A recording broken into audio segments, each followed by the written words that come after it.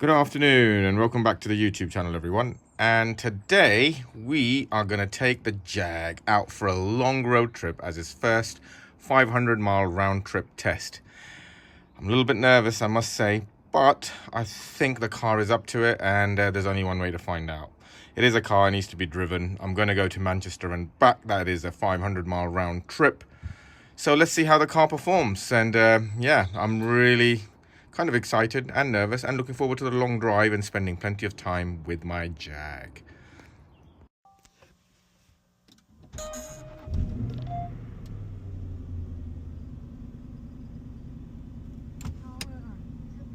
Let's go.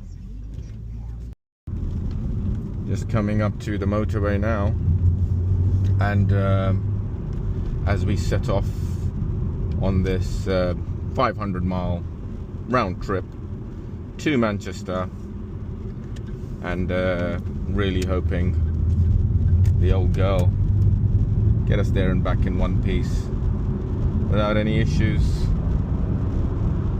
The last time I did that with my black XKR, if you may remember, a couple of days later my valley hoses popped and all my coolant went out, but at least she got me home before she did that. This car has new valley hoses on it, so I'm not expecting that, but oh, God knows what else could crawl out of the woodwork. So let's see, but hopefully a nice cruise down the motorway is not going to be too demanding or challenging for the car. So it's literally a matter of just putting the car on cruise control and watching it eat up the miles. So that's the plan. And I know the kind of legal speed that I'm going to be cruising at. I'm probably going to be cruising at about 2,000 RPM. But I will talk about some of the characteristics of this car on a motorway. Eating up the miles nice and effortlessly. It's time to stick it in cruise control, which is just a flick. So we're coming up to about a third of the way through our journey, and thank God everything is okay, nothing to report, and car's really comfortable. What do you think, babe? Feeling comfortable? Yeah, very. Why don't you adjust the seat and, you know, see what other settings you can find to find the sweet spot? I wonder. Oh no, okay, don't do that. You need companionship. What do you think, guys? Don't you think it's kind of nice if the passenger stays awake through the entire journey? Also, I think there's a law about that. I'm gonna have to look that up. I'm gonna have to Google that. Coming up to the West Midlands now, and yeah,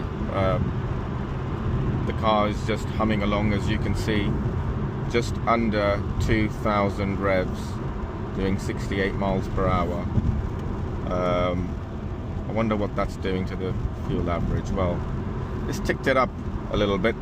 I'm averaging 20.2 miles per gallon, but that's over 1,500 miles. That's my average around town. I've been into central London quite a few times in this car, where the average, where the maximum speed limit is 20 miles an hour, and there's a lot of traffic. So this is my true MPG, but I think it's going to tick up as I get on the motorway.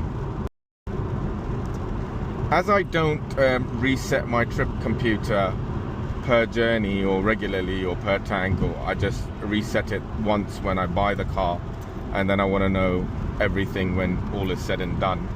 I don't really know what it's actually giving me right now on a run at this speed, 68 miles per hour, just under 2,000 revs on a long run. I wonder what I'm getting. If I was to hazard a guess, I would say I'm probably at 26, 27 miles per gallon, maybe 30. I don't know, 30 is a bit optimistic. Maybe, yeah, late 26, 27 I'm going for, which isn't bad, I guess. So one of the things I want to point out to viewers, a great characteristic of this car, as you can see, I'm cruising along in D right now, and I'm doing 70 miles an hour, just under 2,000 revs. But really, when I flick it into DS, you can see it drops a gear, still doing the same speed, but now I'm doing 3,000 revs, so I've dropped a gear, and now it's just so instant. So I really like doing that when I'm doing an overtaking maneuver, because it really just allows me to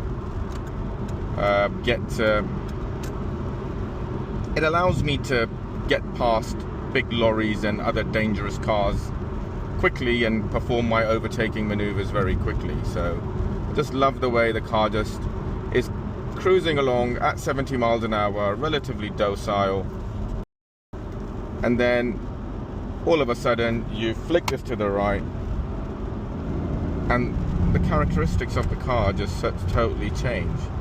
And then when you calm down again and put it back into docile mode, and you see 2,000 revs come back up again, which is fantastic. There we go. £8.90. Absolutely criminal.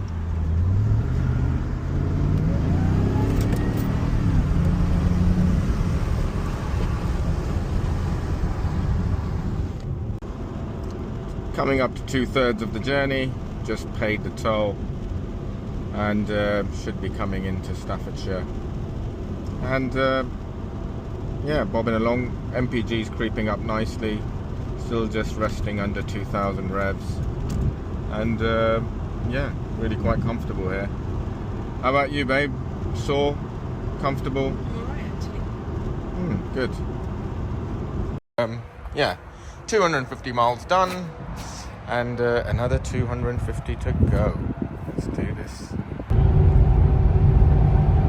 So coming up to the end of the journey, the 500-mile round trip, my partner has taken the Jaguar XKR on a long run for the first time. She's been driving it for about 2.5 hours now, bless her. So what are your thoughts now driving this car 2.5 hours on a run, just objectively speaking? Well, it was really smooth. It was quite comfortable. My back's not hurting after driving. So impressed, considering it's a sporty car, but it's still very comfortable. Definitely more comfortable than the Audi, which I drive every day. So if I have to pick one, I might start taking this on the school run. Jag on the school run, possibly.